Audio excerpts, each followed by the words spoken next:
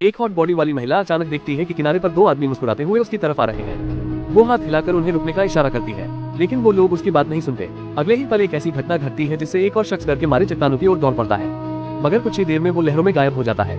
सिर्फ उसकी सरपोट दो टुकड़ों में बनती हुई दिखाई देती है। महिला निराश होकर एक चट्टान पर चिपकी रहती है और किसी चमत्कार का इंतजार करती है। तभी समुद्र की सतह से एक जोड़ी हाथ निकलती है जो उसे पानी में खींचने की कोशिश करते हैं, लेकिन महिला डरने के बजाय पूरी ताकत से उस आदमी को बचाने की कोशिश करती है। मगर इंसान शार्क से ताकत में नहीं जीत सकता। वो विशाल ताकत से खींचकर पानी के नीचे ले जाती है और तुरंत ही पूरा समुद्र खून से लाल हो जाता है। महिला समझ जाती है कि वह आदमी अब नहीं बच सकता और अब उसकी खुद की हालत भी बहुत खराब है। कुछ ही घंटों में ज्वार का पानी बढ़ने वाला है और जैसे ही चट्टान डूबेगी वो भी शार्क का शिकार बन जाएगी। सबसे बड़ी दिक्कत यह है कि वो एक दिन और एक रात से बिना पानी के है। ऊपर से सूरज की तपिश से वो जल्दी ही डिहाइड्रेशन से मर सकती है। वो सोचती है कि समुद्र में छलांग लगाकर थोड़ा ठंडा हो ले, लेकिन आसपास शार्क लगातार मंडरा रही है, इसलिए ऐसा करना नामुमकिन है। क्या उसे अब बस यूं ही मरने का इंतजार करना होगा? तभी एक वाटरप्रूफ कैमरा दिखाई देता है जो उसे पूरी उम्मीद देता है। कम से कम उससे वो अंतिम संदेश रिकॉर्ड कर सकती है, मगर उसे हासिल करना भी एक बड़ी चुनौती है। वो हिसाब लगाती है कि शार्क को व्हेल की लाश से चट्टान तक आने में 32 सेकंड लगते हैं। इसका मतलब उसे कैमरा लाने के लिए 32 सेकंड का समय है। मगर घायल होने के कारण वो अपनी स्पीड का गलत अनुमान लगाती है। जैसे ही वो कैमरा उठाती है उसे पीठ पर कुछ ठंडा महसूस होता है। पीछे से शार्क खुला मुंह लिए उसकी ओर आ रही होती है। डर के मारे वो सीधा पानी में गिरती है और चट्टान से टकरा जाती है। अच्छी बात ये होती है कि शार्क को कोरल में फंस जाती है, जिससे उसे थोड़ी राहत मिलती है। कैमरे में रिकॉर्ड हुए वीडियो से उसे शार्क के हमले की असली वजह पता चलती है। असल में किसी ने शार्क को घायल कर दिया और वो अब बदला लेने आएगी। अब चट्टान के डूबने में कुछ ही मिनट बाकी है। वो आखिरी संदेश रिकॉर्ड करती है और कैमरा समुद्र में फेंक देती है ताकि वो किसी के हाथ लग सके। इसी बीच शार्क अब भी इधर उधर चक्कर काट रही है, जिससे महिला को भागने का कोई मौका नहीं मिला।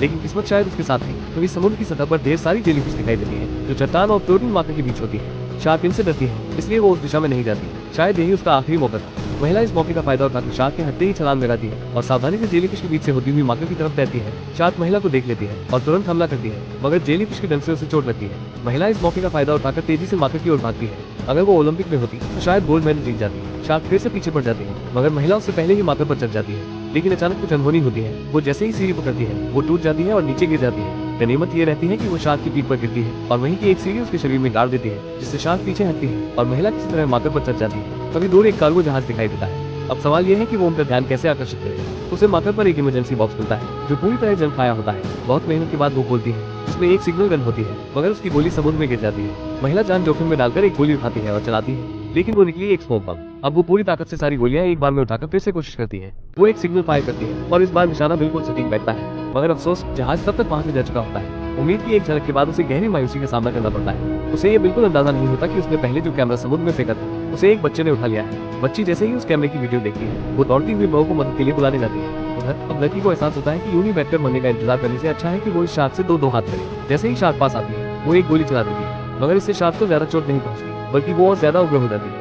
वो पूरी ताकत से प्रोटीन मार्कर को टक्कर मारती है। महिला की नजर अचानक समुद्र की सतह पर पड़ती है, जहाँ मरी हुई व्हेल से निकला तेल फैला हुआ है। अब वो मार्कर की सबसे ऊंची जगह पर चढ़ती है और वहाँ से नीचे तैर रही शार्क पर गोली चलाती है। भले ही गोली सीधी न लगी हो, लेकिन गलती से वो तेल जल उठता है और समुद्र की सतह पर आग की लपटें फैल जाती है। इस आग से शार्क भी बुरी तरह झुलस जाती है, मगर ये चालाक जीव है। वो तुरंत नीचे जाकर आग बुझा देती है और अब पूरी तरह से गुस्से में आ जाती है। शार्क ऊपर आती है और पूरा मार्कर हिलाने लगती है, यहाँ तक कि उसकी ताकत से पूरा स्ट्रक्चर हिलने लगता है। जैसे जैसे शार्क और करीब आती है महिला तुरंत मार्कर के अंदर छुप जाती है।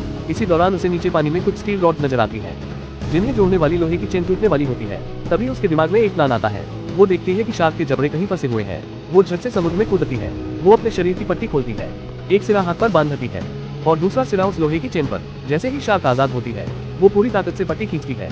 लोहे की चेन टूट जाती है और वो स्टील रॉड्स के साथ नीचे गिरती जाती है। उसकी स्पीड इतनी होती है कि शार्क भी पीछे नहीं पकड़ पाती। अब डर इस बात का नहीं था कि शार्क काटेगी, डर इस बात का था कि वो पीछा करना न छोड़ दे।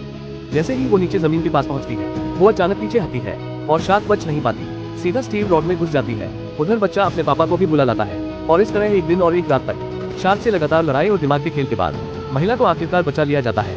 कहना पड़ेगा, जब जिंदगी ने उसे मौत के मुहाने पर लाकर खड़ा कर दिया तब भी उसने होश नहीं खोया। उसने शांत दिमाग से सोचकर हर एक मौके का फायदा उठाया। ये हम सभी के लिए एक बहुत बड़ी सीख है कि चाहे हालात कितने भी खराब क्यों न हो, जब तक आप हार नहीं मानते तब तक उम्मीद जिंदा रहती है।